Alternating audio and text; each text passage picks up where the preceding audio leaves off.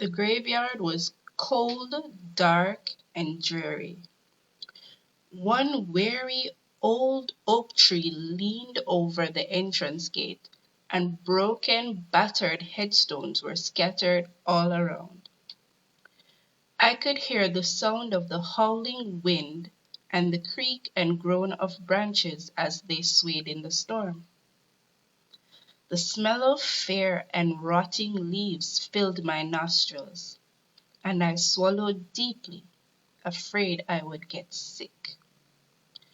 As I walked towards my brother's grave, I heard another noise. It was slow, heavy footsteps. I turned. A tall, muscular man was walking towards me. His face was tough and covered in stubble to hide the scars which crisscrossed his jaw. "I don't think this is such a good idea," I shouted over the wind. "It's too late to change your mind," the man replied in a low, threatening voice. "Either we dig him up now, or you spend the rest of your life wondering how he died."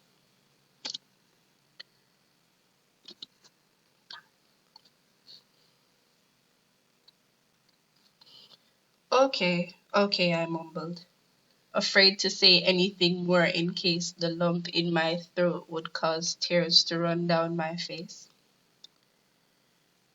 I could still remember the day those 2 army officers arrived at my house to tell me my brother was dead. Their cold, hard faces gave little away when I asked how he died. "Killed in the course of duty," was all they would say. Everything else was classified.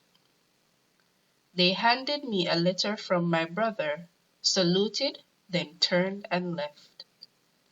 The click-clack of their shoes on the pavement slowly dying away. I stood frozen to the spot, dazed, confused, and devastated.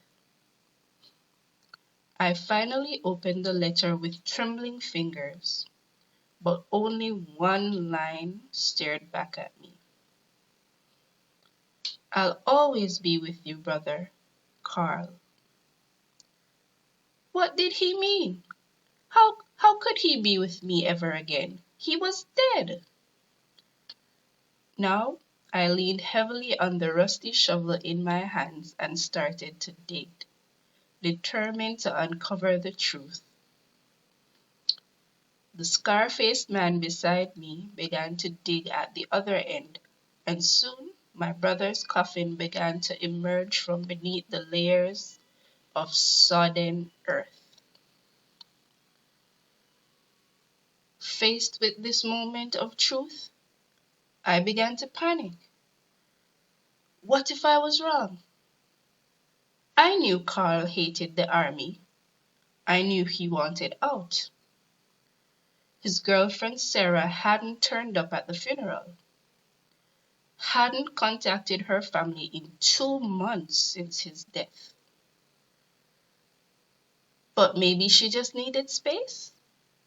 I looked down at the coffin as my hired helper tugged at the lid with a crowbar.